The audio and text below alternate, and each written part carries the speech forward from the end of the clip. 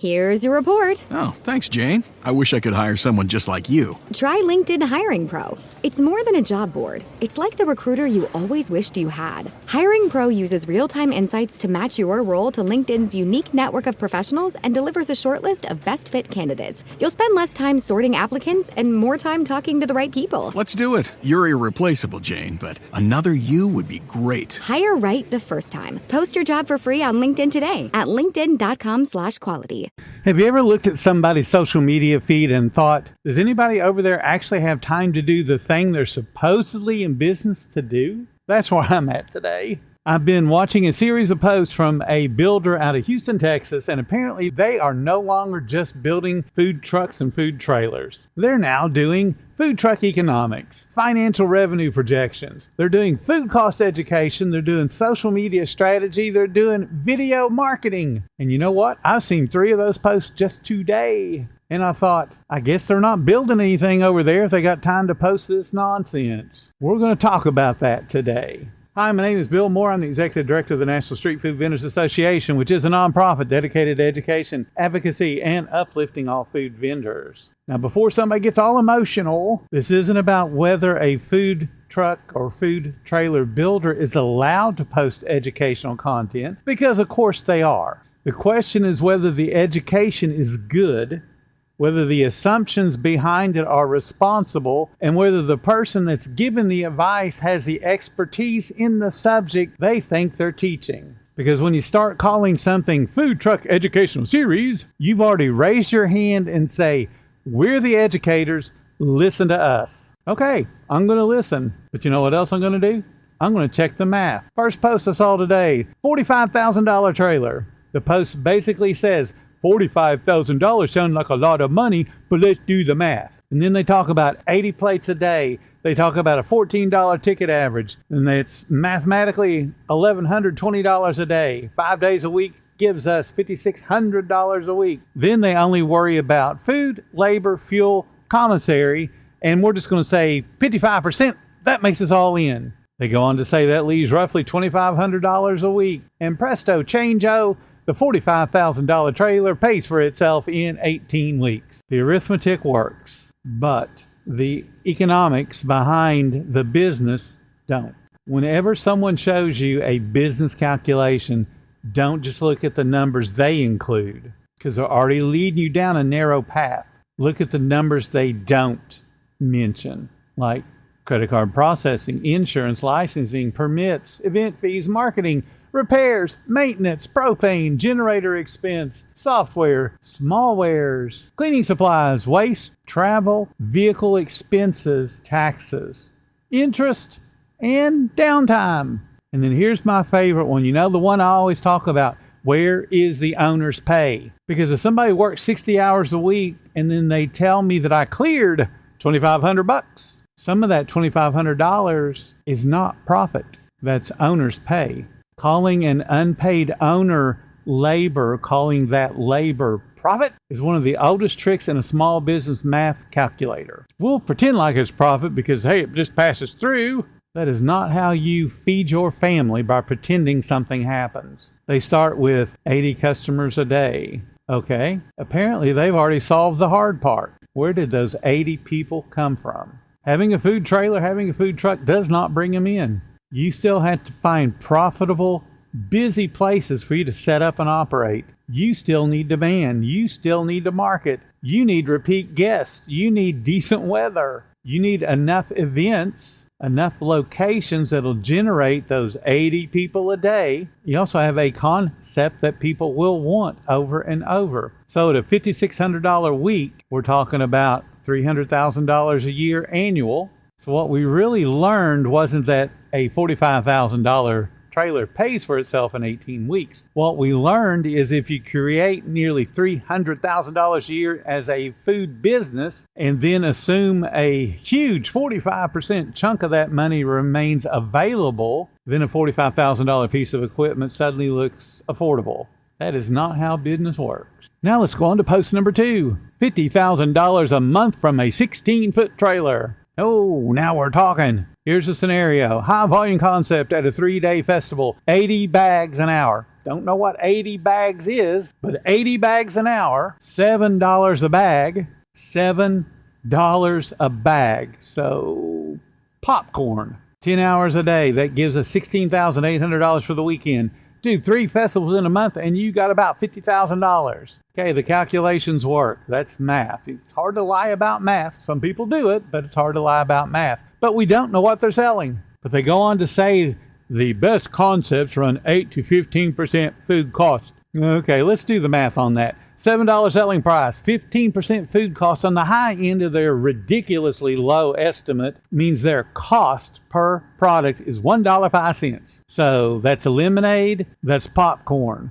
Not much more you're going to be able to bring in $1.05 all out, which means all the food, all the seasonings, all the paper, to hand that to a guest and still be able to sell it for $7. Now, if they're doing the 10% because their span was 8 to 15, that's 70 cents. At 8%, that's 56 cents. And they're still calling it a bag.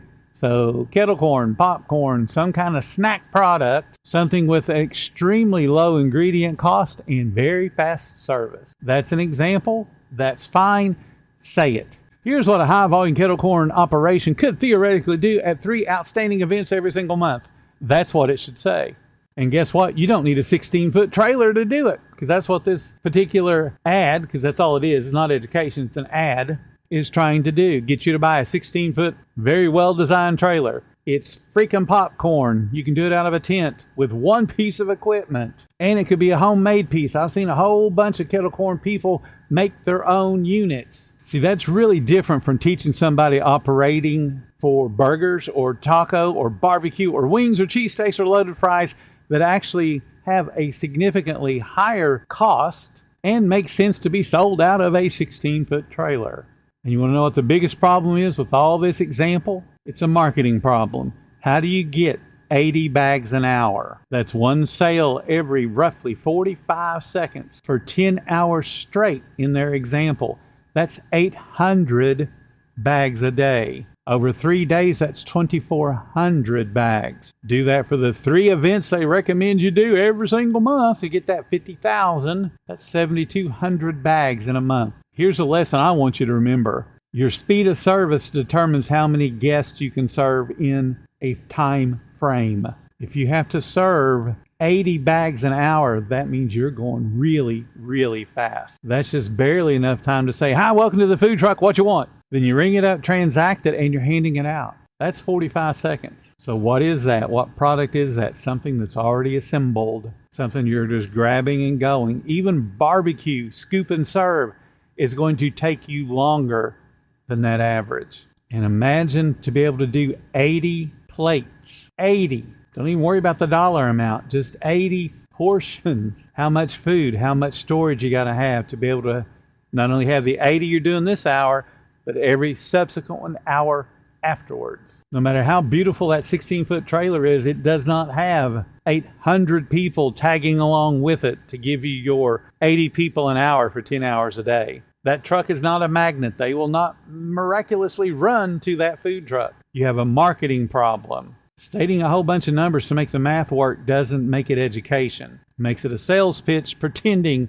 to be education. The Post even goes on to say the trailer isn't the limit, bad layout is the limit. If you're only selling one product, how bad of a layout do you have?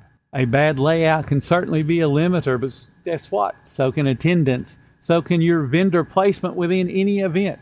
Guess what? The weather itself becomes a deterrent to your ability to generate 800 sales a day. How about competition? How about the demographics that are attending that event? But what if it's a $7 lemonade? Some people are not going to pay $7 for it. Some people know actually how much money you got into it. How about the appeal? Like I said, some people may not want kettle corn or lemonade or whatever the product is that you can sell for $7 when it only costs you $1 to produce. May not have enough staffing to be able to do that 10 hours in a row. Produce 80 units every single hour, 10 hours in a row. You're going to be tired. So is your staff. And then you've also got to wonder, what if nobody wants what you're selling? You can have the most beautifully engineered, perfect workflow in America and still have employees leaning against the counter looking at their phones because there's nobody outside that beautifully engineered, perfect workflow food truck. Now, to their credit, they said something that I absolutely agree with. Workflow matters. Yes, it does. I've taught it for years. They're probably copying what I teach. Where the equipment sits on your food truck matters. Crossing paths matters. It's slow service. I constantly teach. The food moves, not the employees. Poor staging of food, poor prep. All of those things slow down service. A badly placed refrigerator. The door could open the wrong direction. It messes you up. Now imagine having to open it 800 times in a day. Poorly designed orders. POS system that doesn't function the way you want it to, or you made it too clumsy. A pickup area that's confusing to the guest. The person building your trailer should understand your production process, and they should decide where the equipment goes with your input so that it makes for an efficient food truck. That's great advice. But I want you to notice something. That's builder advice. And that's where I want the builder to talk. Show me what you know. Show me why you recommend the refrigerator be here. Explain to me why the fryer needs to be moved out from the wall. Those are builder responsibilities. Show me why the window is positioned here, why the axles are where they're at in relationship to the weight the axles have to carry. Explain that stuff to me. Show me what the seals look like when you puncture the roof. Don't tell me how to run a food truck. You're crossing a line you don't have the expertise to be on that side of the line. Now let's go to the next topic from the official Food Truck Educational Series, how to make videos. We got hooks, call to action, behind the scenes footage, post consistently, content ideas, social media tips, simple video formula, common video marketing mistakes, a marketing challenge, and apparently my food truck builder is going to teach me how to make Instagram reels. And this is where I went, why? Why is a food truck builder teaching me to market? If I'm about to hand you 45, 75, 100,000 or more, you know what I want to see? I want to see what's behind the stainless steel. I want to see your electrical work. I want to see those welds. I want you to show me how you calculated the electrical load for the generator you're recommending I buy. I want you to show me how you determine the axle capacity, not just because that's the one you got in stock. Show me the weight distribution. Show me the plumbing. Show me how you reduce water intrusion, which is rain. Show me how the wall is constructed. Show me what happens when the equipment's going to need to be serviced and I have to pull it out of the trailer to either get it serviced or get it replaced. Show me how you calculate the water tank sizes. Show me the hood and makeup air considerations. If you can find a food truck builder that will show you makeup air, shake their hand.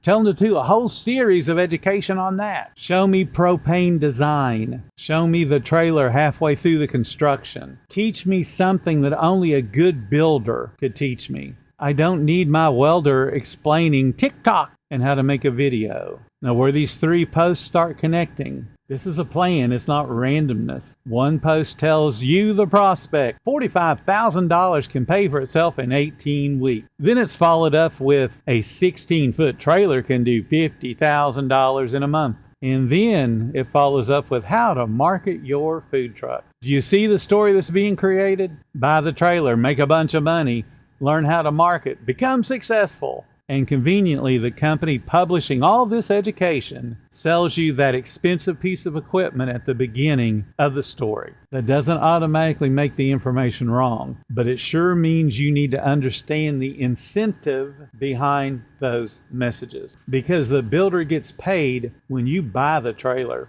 Guess when you get paid? If the business operating inside that trailer works. Those are two different economic realities. Which one is responsible for which?